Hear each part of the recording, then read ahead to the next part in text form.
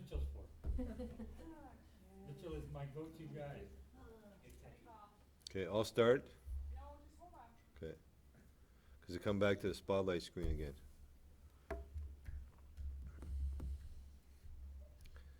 Somebody just waited back in Calgary with bated breath for every time we start council meeting. What she's called. Yeah. Hi, it is 7:01 here on Marathon, and I'm waiting for you to go live with our council.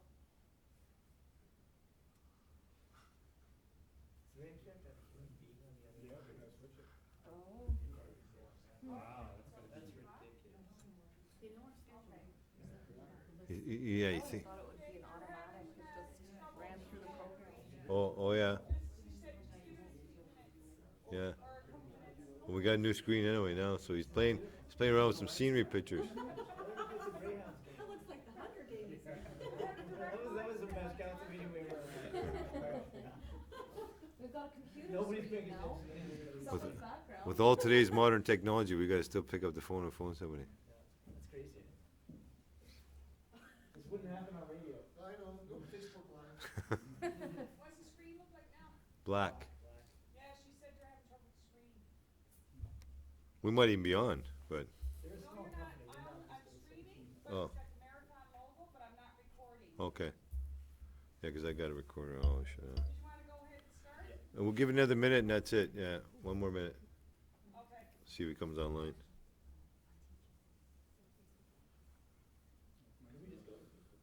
It's not my fault this time. No, that's fine.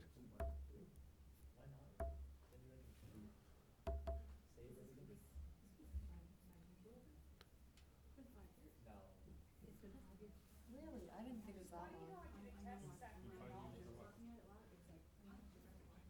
For the update for the live streaming or whatever. Geez, we're pissed off, Al. Would not have thought it was that long.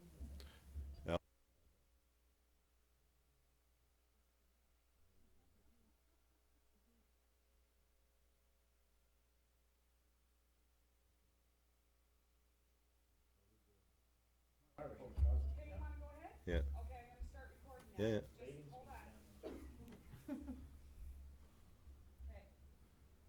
Okay, good evening. Welcome to council Monday, January 13th, 2020. Call the meeting to order at 7:03 or so. We're just running a little late because of technical difficulties. Hopefully Shaw will get us online. With that being said, we'll start off with our municipal safety share. Councillor Hatton, give us a quick overview of the 5 winter safety tips. Okay, so 5 winter safety tips indoors and out. 1. Get informed and go outdoors. 2. Stay safe indoors. 3. Check your family emergency kit. 4. Keep an emergency kit in your vehicle. And 5. Check the weather reports regularly. Good, thank you for that. Moving right into the council part of the agenda. With that, I have any addition to deletion to the agenda for the January 13th meeting? None? Okay. I have a motion here that council hereby accepts the agenda for Monday, January 13th, 2020. Regular meeting of council is circulated amended. Moved by Councillor Valens, second by Councillor Lake. All in favor? Great, thanks.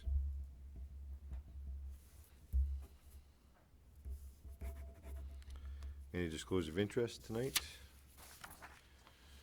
Hearing none, I have a motion here from the previous council meeting. That council hereby adopts the minutes of the regular meeting of council was held on December 16th, 2019, and the closed meeting of council was held on Monday, December 16th, 2019, and circular amended. Moved by Councillor Lake, second by Councillor Zingra. Any questions, errors, or omissions of those minutes?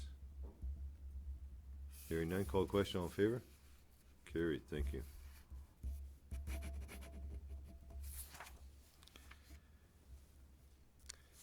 Moving right down to student council reports. Councillor Hatton. So there's not much going on at the high school right now because we just got back from the Christmas break. But on Friday, Student Council held their New Year's formal. And today we had Manitowaj High School for a sports day, and tomorrow is Terrace Bay coming for a sports day as well. If anyone's going to be stopping by the school tomorrow, there's going to be a bake sale, and I'm pretty sure there's Wiener Bannock going to be sold, and pizza and pop and drinks. So that's open to the public? Yes. Good. Fundraiser. Okay, thank you for that report. Up next, we have administration report on the 2020 interim tax levy.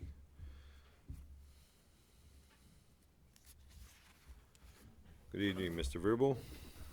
Good evening, Mayor and Council.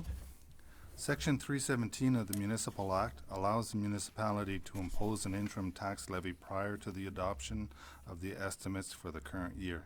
This levy facilitates the financing of operation and eliminates or reduces the need to borrow. The Act limits the amount of tax to be levied on any property to 50% of the amount levied on the property in the previous years.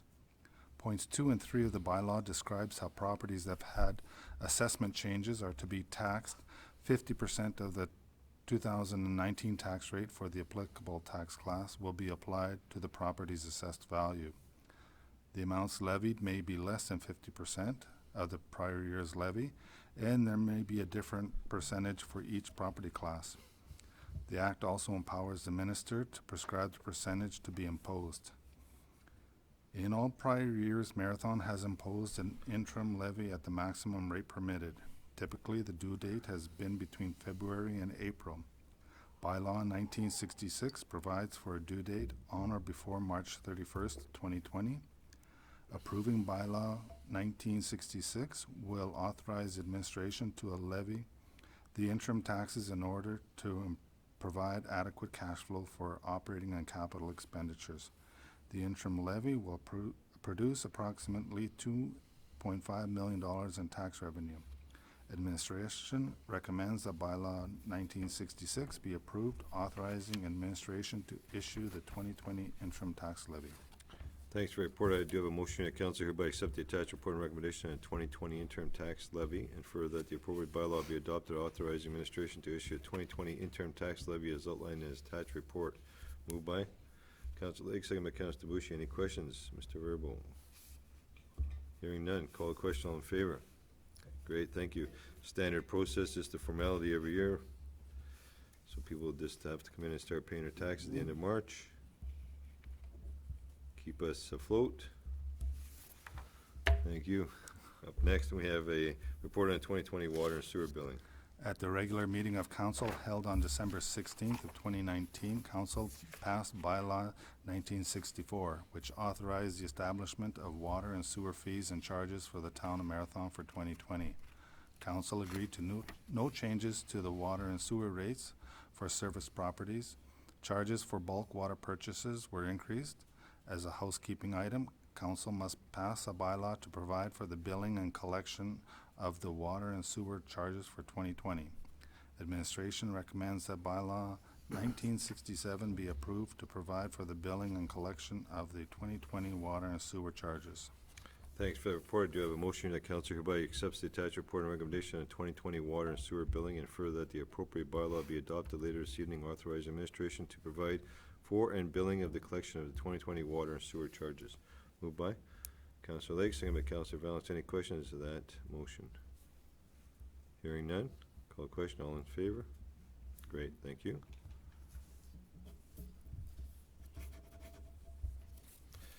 Up next, we have the report on the 2020 tax adjustments. Each year, adjustments are required to the town's tax accounts. The adjustments recognizes change to the assessment rolls, decisions of the Assessment Review Board, clerical errors, and the realization that some accounts are uncollectible. This is a necessary procedure to provide us with an accurate picture of our true financial position. Any adjustments to our tax accounts require a motion of council under our municipal tax collection policy and various sections of the Municipal Act. The total amount to be written off in 2019 against tax receivables is $5,105,551.73, where $4.9 million is the municipal share and $173,000 is the education share. The municipal portion is comprised of reduced assessment of $5,380, vacant unit rebates of $10,398, taxes on town-owned properties $58,466, uncollectible taxes of $1,206, and vested properties, $5,030,101. This will be the last time for vacancy rebate.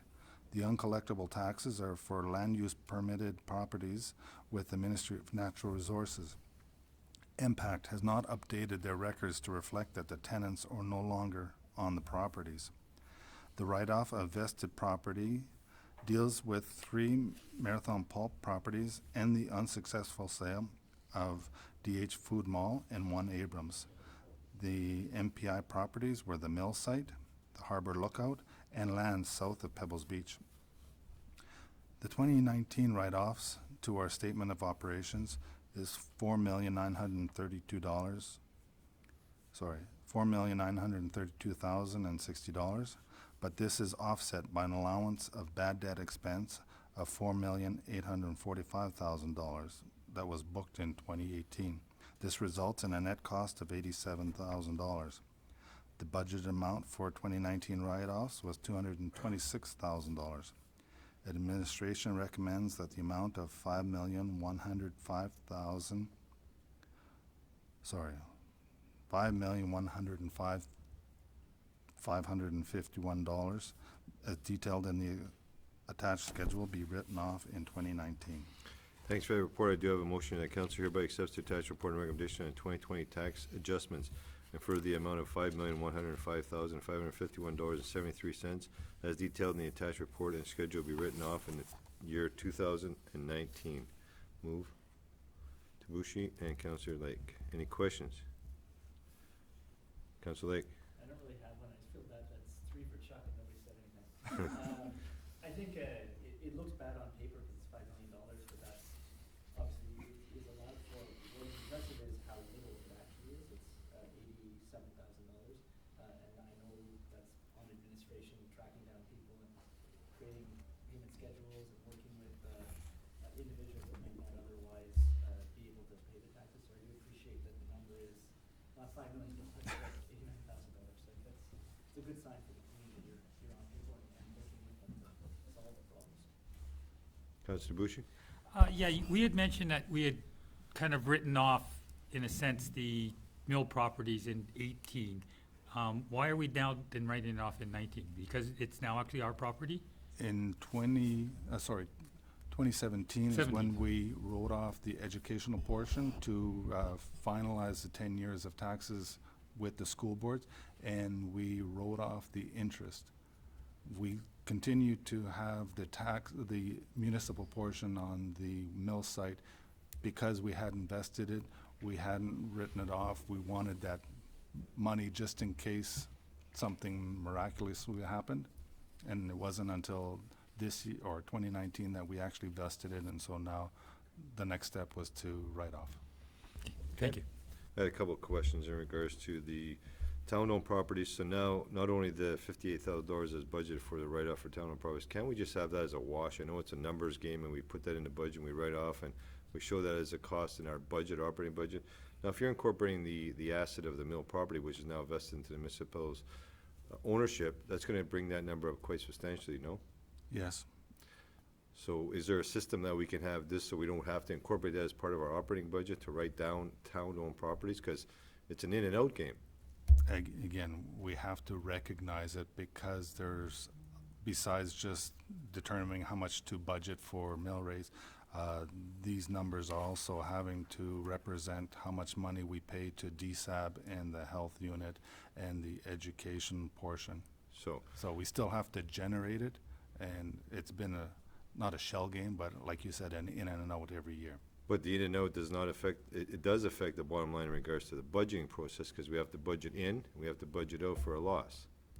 So we have to budget the cost into the budget. At the end of the year, we budget out the tax, which is typically we budget $200,000 annually to have tax write-downs. All right. So we're actually going to the taxpayer saying we need to have money for the tax-owned properties, but yet we're going to write down the taxes at the end of the year. Am I correct in that statement? No, because we say how much money we need. Right. So we put that against the total assessment, but that would, because there's, I'll say, $10 million in town properties. Right. If we have $10 million so that everybody, or we don't have to create such a high tax levy, but in reality, we have to recognize that only $950,000 is going to be able to be collected. So it's that math. So again, it's in and out, it's not affecting the bottom line in the budget. Right. Okay. It's an exercise, an accounting exercise every year. So it's a numbers game that accountants created for us down the road. No, No, it's an in and out, it's an in and out, it's an in and out. I No. We need are clarity. creatures of the province, and according to the Municipal Act, we have to do it this way. Okay, that's what I need for, well, for clarification, because each and every year when we go through budget, which we're gonna start a budget process, we have Yes. to know what is in and out. That's why I'm trying to get clarity on that. Yes. Okay. And it's always part of the budget. Yes. And I probably ask you every year the same question or close to it. Second one is you talked now about, you made mention that the property owned and invested, the vacant property rebate is gonna be the last year for that. What's the change there? We no longer will have to provide a rebate of $10,000 to, So to any Business. vacant property, right, no more coming in and saying, my property is vacant, I want a rebate. that's correct. Okay. I didn't agree with the process originally. You have a piece of property, you pay taxes based on the property's value, not because it's vacant or not vacant. Again, that was something that Yeah, one of the the Wynn government- government did yeah. in 2017 that give the flexibility, Right. and we had the option to get out of it or not. And Yeah, so we're out, as of 2020, there'll be no vacant rebates. That was only up to 19, or are you gonna continue in 2020? In 2018 was the final year Right. that they could apply, and that refund was given in 2019. Okay, so that's it. So we're done with We're the done. rebates. Okay, any other questions? Okay, good. All in favor? Thank you. Thanks for that, Mr. Verbo. Up next, we have report on the fees and charges for Peninsula Golf Course tournaments only. Good evening, Ms. Goodchild. Hello. Okay, so fees and charges for Peninsula Golf Course tournaments. At the December 16th meeting of council, administration brought forth the 2020 fees and charges. Discussion took place regarding the golf tournament fees as it relates to the men's and ladies clubs. In the fees and charges passed yearly by council, there is a fee to monopolize the course during a tournament where the course is unavailable for public play. In 2019, the fee for this was $16.25 per person for 9 holes and $27 per person for 18 holes. This fee applies to clubs and outside users who wish to use the course privately for their tournament or event. This fee does not apply if the course is still available for public play or on men's or ladies' nights, Tuesdays and Wednesdays, as all players are members of the course or are required to pay their green fees. Over the years, there's been no consistency in how this fee was charged to the user groups. For example, in 2019, Tournament X of the men's club ran over 2 days with 36 holes, 18 holes each day, and was charged a $5 per person one-time fee. The fee to play in this tournament was $150 per team of 2. Not all players in this tournament were members of the men's club or Peninsula Golf Course. The course was unplayable to the public during this tournament. Tournament Y, a non-club sanctioned community fundraiser event, the fee of $16.25 per person was charged as per the 2019 fees and charges. This tournament had a $200 per team of 4 entrants and played 9 holes. In 2019, the total revenue received from tournament fees was $4,841.93. Using the proposed fee structure for 2020 with the same amount of tournaments and players, the revenue would be $5,678.25. There were 19 tournaments in 2019. 10 of these tournaments required the course to be closed to the public, and 9 tournaments occurred while the course was open to the public. In 2019, the town levy subsidized the course approximately $300,000. So financial implications as outlined in the 2020 fees and charges, and our options are administration is recommending that the $15 per person fee for all tournaments be implemented and charged consistently to all user groups, rentals, and private events that require the course to be closed to the public. A, approve the 2020 tournament fee and the 2020 fees and charges. B, approve the 2020 tournament fee and the 2020 fees and charges with amendments. Or C, do not approve the 2020 tournament fee and the 2020 fees and charges. So your recommendation is administration recommends that option A be approved and the tournament fee and the 2020 fees and charges be implemented. Good, thanks for the report. Do I have a motion here that council hereby accepts the attached report and recommendation on the fees and charges for Peninsula Golf Course tournaments, and for that the appropriate bylaw be adopted later this evening to be brought back to the that the appropriate bylaw be brought back to the next regular meeting of council implementing tournament fees for town and marathons 2020 fees and charges. Moved by Councillor Valens, second by Councillor Lake. Any questions of that report? Councillor Debussy. I still am not in favor of charging the men's club or ladies club for their local tournaments. If you did a breakdown of what they pay to join the club, and I'll use $55 as the norm, $43 of that goes out of town on the RCGA or the OGA fee structures and whatnot. So there's basically the only revenue streams these local or the course has or the clubs have is through those tournaments that you've designated that require the course to be closed.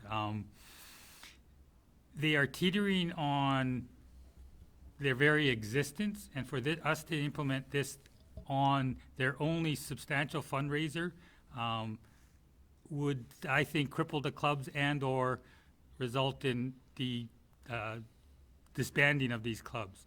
We cannot survive on $10 per member as what stays in the community, and those certain tournaments are the only fundraiser they have to sustain their clubs.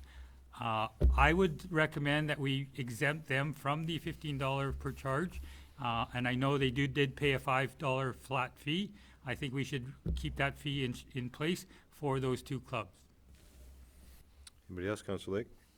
I'm just trying to clarify, so are you suggesting that all tournaments run by the men's clubs and the women's clubs, or just the two open tournaments, the women's open and the men's open? Well, the ones that require the course to be closed, and there are roughly 9 tournaments, I believe, that require the course to be closed, and I propose that those 9 tournaments by either the ladies' clubs and or ladies or men's club be exempt from these fees.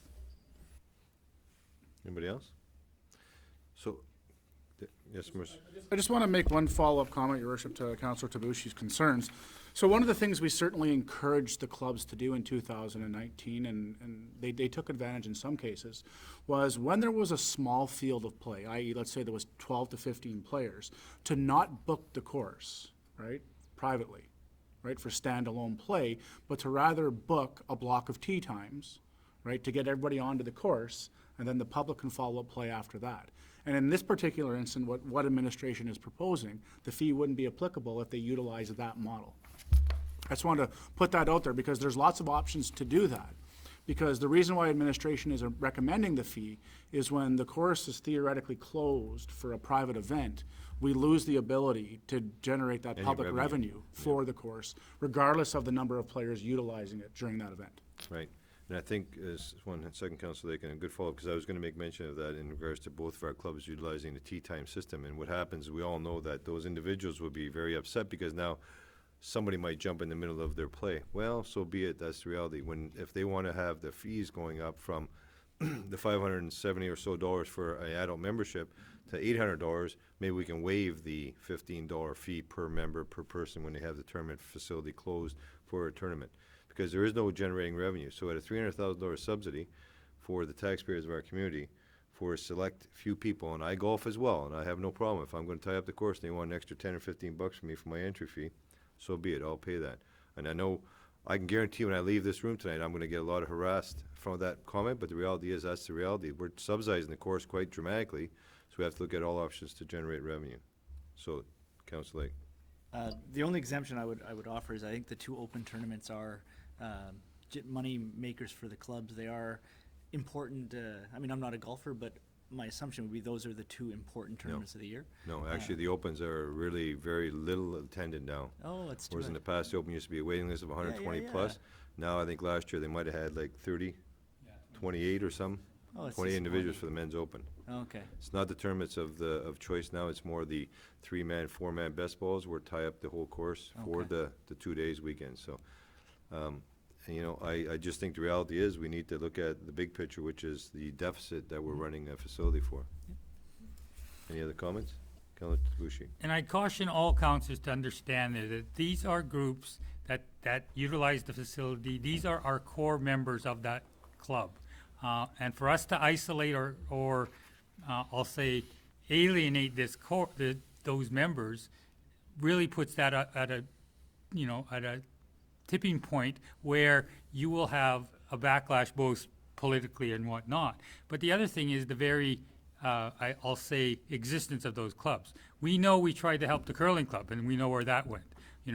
Bowling is the same thing. It's almost non-existent, okay? Unless we want to get into the business of running those tournaments and running that facility or running those activities, then let the groups that do offer those services and whatnot at least have a chance of survival. And I think the chance of survival, or the only chance of survival they have, and I agree they could book tee-off times and they can get around it.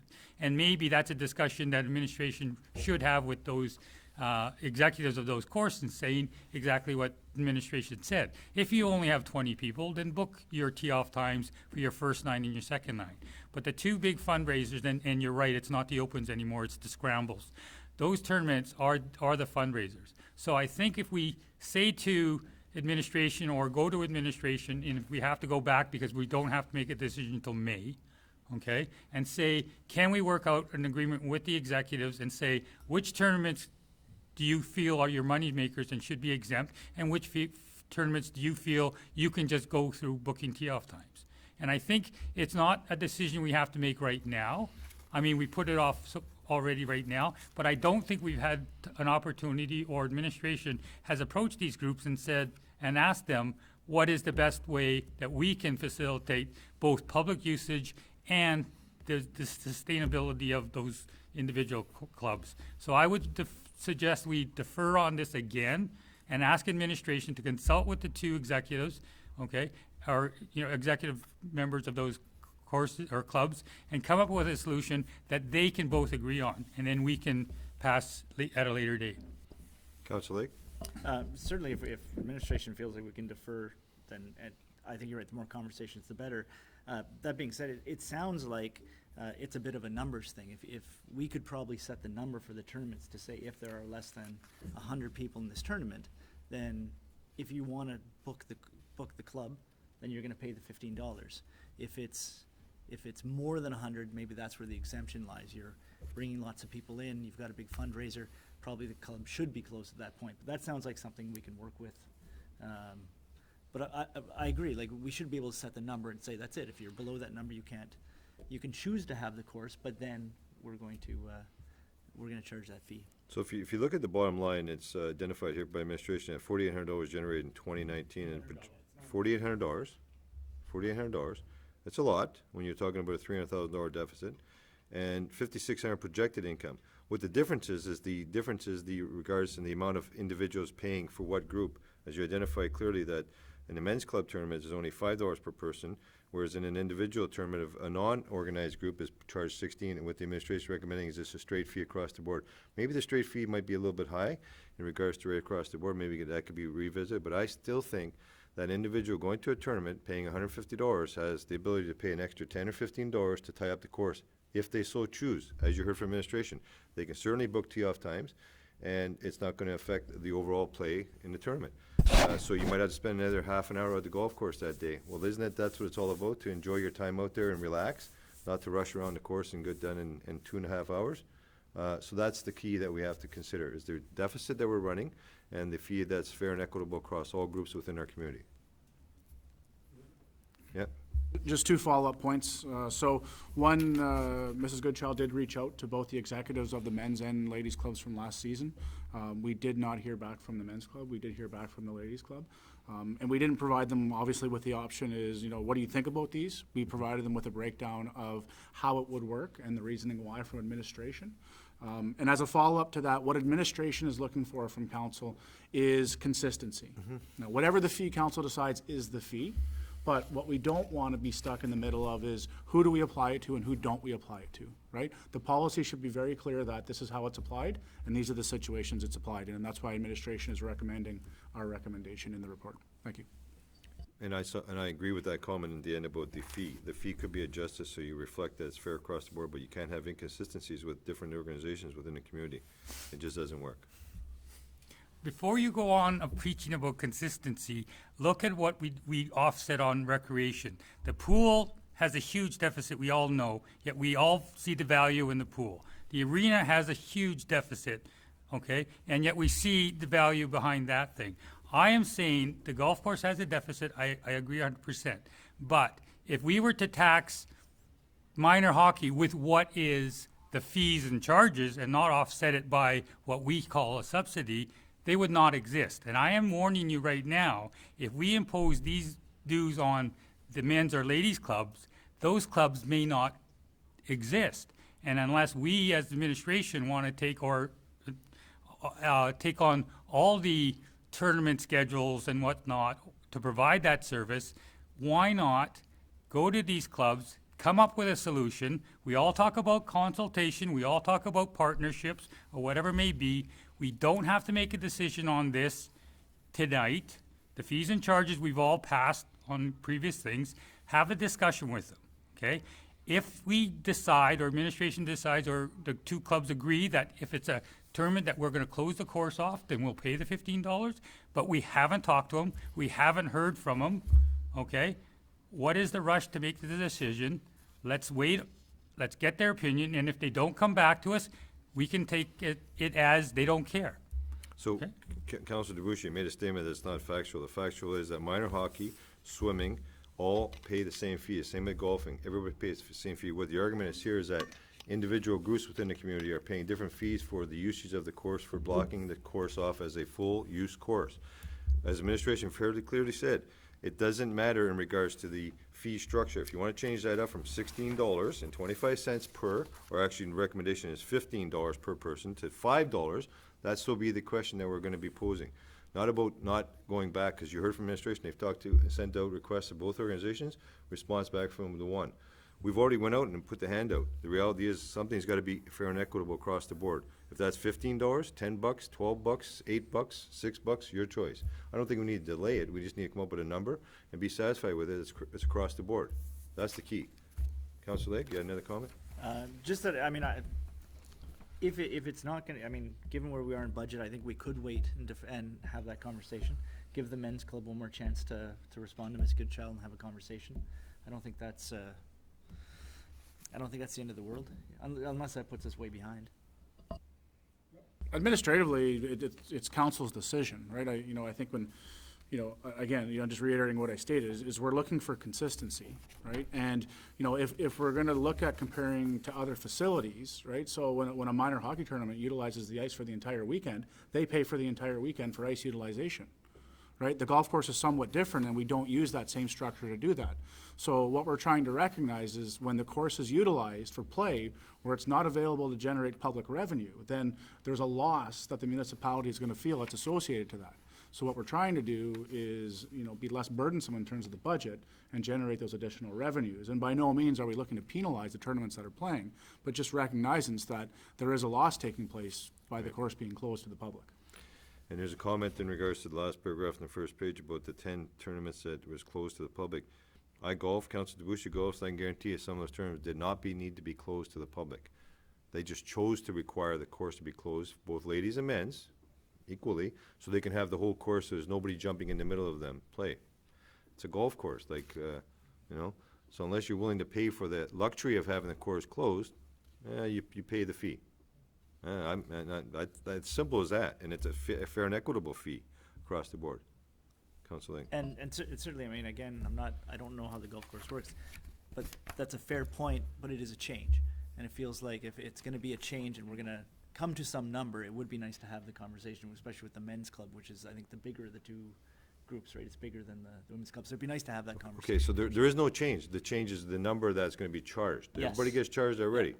It's the number that's Yep. gonna be charged. Yeah, So but it's a change. If I was the men's golf club, I would see a change or perceive a change, and change is always difficult. It'd be nice to have that conversation before Okay. we set the number. I don't mind waiting for that. Yeah? So, Your Worship, we could split this into two pieces if council so chooses. So, one is, we'd obviously, like to see that council supports the recommendation that there is a fee. But if council would like, we could certainly go back to the clubs and have a discussion around what they believe would be a fair fee in terms of the overall charge for course utilization unavailable to the public. Well, I don't have a problem with that recommendation. I think this has to be resolved, though, and get a fair and equitable fee across the board for everybody, so we all pay the same. Counselor? But I think if the men's club's not gonna have the conversation, then we just set the number the next time. I mean, they have to be willing to engage in the conversation, otherwise we'll just have to set a number, but, giving them another chance to respond, I don't think is a bad idea. Okay, so with the mover and seconders' permission, Counselor Valens, Counselor Lake will move it to the next meeting. So we'll give administration, is that fair, next meeting or 2 meetings? Next meeting? I would agree with Councillor Lake that let's get this finished, so Okay. let's defer it to Then the it'll also be January the opportunity to 27th. bring the bylaw back at that meeting as well. Correct. When we got a number. It's fair, everybody's fair, because the number's already being charged, just the inequities of the numbers being charged. Okay, so I'll just table that till the following meeting. Thank you. Thank you for that report. Appreciate that. Report on appointment members to the boards and committees. Councillor Valens, providing a verbal update in the chamber. So on Wednesday, January 8th, the Chamber Board of Directors and members met at Northwest Employment Works, and there was some strong discussion around the single-use plastic, the initiative that the Chamber kind of wants to roll out, and kind of ideas as to what they'll be doing. There was discussion around working with Eco Superior in order to do a rollout of whatever it might be that they decide to do. Along with the meeting, we had a discussion in regards to, I guess they had a discussion in regards to the trade show. So the trade show will be coming back for 2020. The date will bring up at the next meeting, just to make sure that it is officially locked down and that the chamber is comfortable with it being advertised. And also the business awards will be a few short weeks after the trade show. So both the trade show and the business awards will be returning for 2020. Great. And Dana Bobrowski Lowndes was re-elected as president, and Tyler Davis was re-elected as vice president. So Serena Goodchild would be taking the role of treasurer, and Emily Bruce will be now taking the role of secretary. Good. And there will be an AGM coming up in February, early February? February 5th, I believe, is the AGM. I believe it starts at 6 o'clock, and it will be at the golf course, just for more space. Yep. Good. Mr. Korchinski. Just to follow up to Councillor Valence's report that I am meeting with the Chamber President on Thursday to discuss how the municipality can support the Chamber and the reduction of single-use plastics. This was an item of interest for Council. Yep. So I wanted to extend that to the Chamber, so I'll report back to Council on how that meeting goes. Good, yeah, we had that discussion back in the fall, and we brought it through NOMA and the Thunder Bay District, and there's some missed communities, so thank you for that. Thanks to Chamber for looking into that, and hopefully things progress in a good way for the community as well. Okay, up next, I have, was there any questions of Councillor Valens? Sorry about that. No? Hearing none? Okay, I do have a motion in a bylaw number 1966 being a bylaw to provide the interim tax levy for the year 2020 to be read a first and second time this 13th day of January 2020. Moved by Councillor Debuchy, second by Councillor Valens. Any comments on that? Hearing none, I call a question. All in favor? Thank you.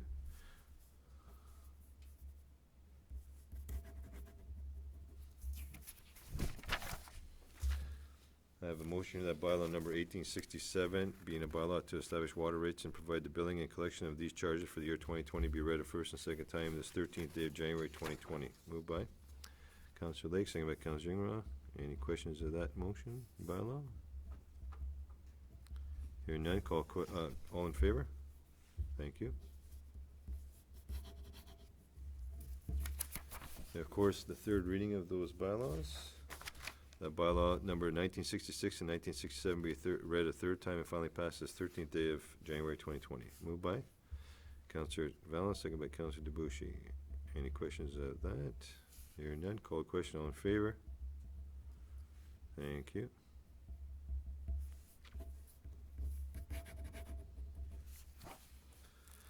Okay, under new business, a request has been received from the Township of Tecumseh, Ontario. I haven't forgot how to say that since we visited there. Pertaining to the 911 misdials, and further that a copy of this motion be forwarded on to individuals listed in the originating resolution.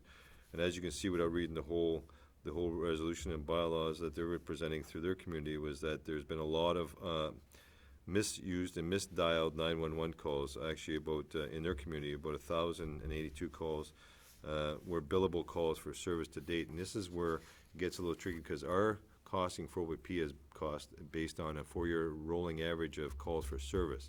So if you get officers going out for these 911 missed dials, it's very expensive in the long term because they take the average of those 4 years and add them up as a calls for service billing process. So fully appreciate and understand their concerns in Tecumseh, but this is a province-wide issue that we're dealing with in regards to missed dials, especially with pocket missed dials, believe it or not, and children hitting 911 for whatever reason. And they're looking at opportunities to have this being revisited through cell phone usage and everything else. There's a lot of stuff that is added on to the back of their strategic priorities for 911 missed dials. But it's a huge concern and cost, so I think the support's there. But I need a mover and a second to put on the floor. Councilor Lake, second Councilor Valance. Any questions of that? Councilor Debussy. So I understand their beef of missed dials, but their OPP are mandated to respond to a 911 call. Missed dial or not. It is a service that they actually have to go out. How do they plan on getting around this thing? Do they say just because it's a missed dial, they don't get billed for it? Or they don't answer 911 calls? I mean, I just don't understand how they're lobbying the police association, the federal, provincial governments, and cell phone manufacturers to reduce this occurrence. Yeah, good question, how it's all gonna roll out, but the reality is, I guess, is that through maybe the actual, the dispatches and be more training in regards to missed dials and sincerely missed dials, I don't know. I mean, that's the question that they're trying to ask the government and working with the OSP and the PSB and the province is to look at some creative ideas. How do we reduce this impact? It could get worse before it gets better, right? It's just simple and yet it's just more of an information gathering. Mr. Korchinski. Yeah, the actual motion is they're not looking for the OPP or they're not looking for a change in practice. What what they're asking for is that these broader groups, right, at the provincial level, lobby the telecommunications industry and smartphone manufacturers to develop a solution, which is ultimately a technology solution. So I know, prime example yesterday, minus 30 outside, I'm falling with my cell phone, right, and it comes up and it says SOS situation, call 911. Well, if you hit the wrong button, you're calling 911, and that's a call for service. Yep. So that's what they're requesting, is just to engage in that discussion with the industry, so can we limit the amount of these calls happening? I'm not sure how you do it, but we would obviously be in support of it because it okay, drives but- the cost up of policing in our municipalities. Okay, all in favor? Carried, thank you. And information received from the Provincial Ontario regarding the 2020 budget consultations. Copy to all members. Any questions on that? We'll have an opportunity to look at some of that stuff through NOMA as well. Bring you back our comments. NOMA will be meeting with ministers on Tuesday morning at Roma coming up. We will be going prior to our next, before our next council meeting. So hopefully get some information around that at the time. We do have information in regards to our town budget meeting, which will take place in January at the end of the month, 27th, 1 to 4 p.m. Residents that wish to want to make deputation to council through the budget process, January 27th, must submit a written or email request outlining details of their request to COO clerk by January 23rd by 12 noon. And presenters will be allotted 10 minutes to address council in regards to their budget comments or concerns at that time. And this will be taking place the 27th. Oh, sorry. Residents can also submit following that to January 30th any of their comments written to the CAO at marathon.ca. So there's opportunities both publicly again and by written or submission to come to council and talk about your concerns about the provincial or the municipal budget. Speaking of the reducing of single-use plastics, there was a Savard's grocery store, independent, has installed, working with the sustainable community members in town, has installed a green box outside the door of the shopping mall, the shopping center, the grocery store, to provide a reuse system for baggage, to start off that whole kick with the chamber ideas and our ideas, and as well as working with the sustainable community group to look at reusing reusable bags. So just, it says a public message, anybody has reusable bags at home in your cupboard, which they don't get used, bring them over to that box, throw them in there so that if you're stuck with a bag, you can take it out of the box and bring it back. It's a kind of reuse, bring back, need a bag, take a bag system.